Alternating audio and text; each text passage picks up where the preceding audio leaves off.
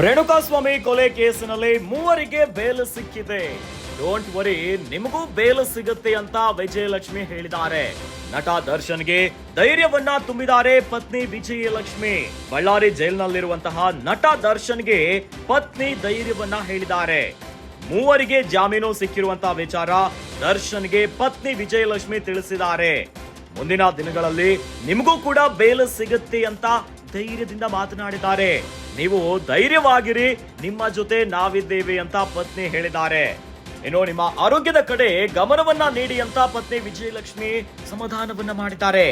ದರ್ಶನ ಭೇಟಿ ವೇಳೆ ಬಟ್ಟೆ ಡ್ರೈ ಫ್ರೂಟ್ಸ್ ಅನ್ನ ಕೊಟ್ಟಿದ್ದಾರೆ ಪತ್ನಿ. ಹಣ್ಣು ತಿಂಡಿ ತಿನಿಸನ್ನ ನೀಡಿದ್ದಾರೆ ಪತ್ನಿ ವಿಜಯಲಕ್ಷ್ಮಿ ಅವರು. ಇನ್ನು ಈ ವೇಳೆ ದರ್ಶನ್ಗೆ ಧೈರ್ಯವನ್ನ ತುಂಬಿದ್ದಾರೆ ವಿಜಯಲಕ್ಷ್ಮಿ. ಕೊಲೆಯ ಪ್ರಕರಣದಲ್ಲಿ ಆರೋಪಿಗಳಾಗಿರುವಂತಹ ಕೇಶವಮೂರ್ತಿ, ಕಾರ್ತಿಕ್, ನಿಖಿಲ್ಗೆ ಜಾಮೀನನ್ನ ನೀಡಿದೆ ಕೋರ್ಟ್. ರೇಣುಕಾಸ್ವಾಮಿ ಕೊಲೆ ಪ್ರಕರಣಕ್ಕೆ ಸಂಬಂಧಪಟ್ಟಂತೆ ಈ ಪ್ರಕರಣದ ಮೂವರು ಆರೋಪಿಗಳಿಗೆ ಈಗ ಕೋರ್ಟಿನಿಂದ ಜಾಮೀನು ಮಂಜೂರಾಗಿದೆ.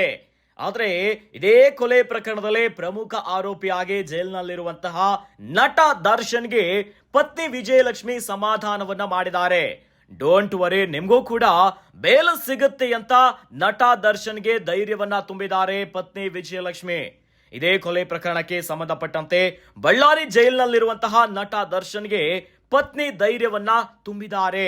ಮೂವರಿಗೆ ಜಾಮೀನು ಸಿಕ್ಕಿರುವಂತಹ ವಿಚಾರ ಏನಿದೆಯಲ್ಲ, ಇದನ್ನ ದರ್ಶನ್ಗೆ ಪತ್ನಿ ತಿಳಿಸಿದ್ದಾರೆ. ಹೀಗಾಗಿನೇ ಧೈರ್ಯದಿಂದ ಇರಿ, ಮುಂದಿನ ದಿನಗಳಲ್ಲಿ ನಿಮಗೂ ಕೂಡ ಬೇಲ್ ಸಿಗುತ್ತೆ. ಹಾಗಾಗಿನೇ ನೀವು ನಮ್ಮ ಜೊತೆ ಧೈರ್ಯವಾಗಿರಿ, ನಾನ್ ನಿಮ್ಮ ಜೊತೆ ಇದ್ದೀನಿ ಅಂತ, ನಿಮ್ಮ ಆರೋಗ್ಯದ ಕಡೆ ಕೂಡ ಗಮನವನ್ನ ಹರಿಸಿ ಅಂತ ಪತ್ನಿ ವಿಜಯಲಕ್ಷ್ಮಿ ನಟ ದರ್ಶನ್ಗೆ ಧೈರ್ಯವನ್ನ ಹೇಳಿದ್ದಾರೆ.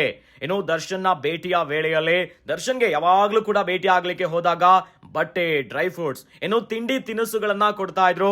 ಎಂದಿನಂತೆ ಈ ಬಾರಿಯೂ ಕೂಡ ತಿಂಡಿ ತಿನಿಸುಗಳನ್ನ ತೆಗೆದುಕೊಂಡು ಹೋಗಿ ಬಳ್ಳಾರಿ ಜೈಲಿನಲ್ಲಿರುವಂತಹ ನಟ ದರ್ಶನ್ಗೆ ಕೊಟ್ಟಿದ್ದಾರೆ. ಇದೇ ವೇಳೆಯಲ್ಲಿ, ಯಾಕಂತಂದ್ರೆ ಇದೇ ಪ್ರಕರಣದ ಮೂವರು ಆರೋಪಿಗಳಿಗೆ ಈಗ ಕೋರ್ಟಿನಿಂದ ಜಾಮೀನು ಮಂಜೂರಾಗಿದೆ.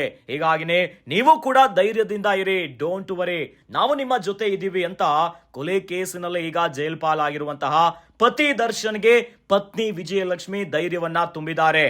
ಹೀಗಾಗಿನೇ ಈಗ ಕೊಲೆ ಪ್ರಕರಣದ ಮೂವರು ಆರೋಪಿಗಳು ಕೇಶವಮೂರ್ತಿ, ಕಾರ್ತಿಕ್, ನಿಖಿಲ್ಗೆ ಜಾಮೀನನ್ನ ಕೊಟ್ಟಿದೆ ಕೋರ್ಟ್.